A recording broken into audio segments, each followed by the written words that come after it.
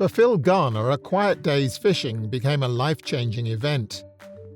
I took my son and myself fishing down a local pond, and it was freezing cold day, and this little prodigal ball of fluff didn't swim. She ran across the water towards us, struggled to get up the bank, sat in front of me son shivering for about 10 minutes, then moved between us, and then sat in front of me shivering for about 10 minutes, and I thought, I've had enough of seeing this.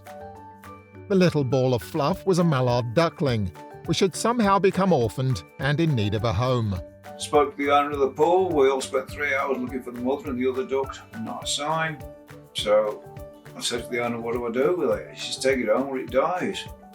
Tucked inside his coat, Phil took the duckling home, much to the surprise of his wife Julia. The first day when he came back, I said, what are you doing home early from fishing? He says, oh, are you feeling maternal? And I said, what do you mean? He says, and he took his hand out of his jacket in this little fluffy bundle. And I couldn't believe my eyes. The duck, which the Garners called Freda, stayed with them for 18 months. Until one day she just took off. Or so they thought. A few months later she came back with a boyfriend in tow. They spent the 4 or 5 weeks here, and then she disappeared, and then she came back with 11 ducklings in tow. Already the ducklings think that Phil is their daddy. Look at them. Though it's hard work, Phil and Julia see their new duck family as a blessing.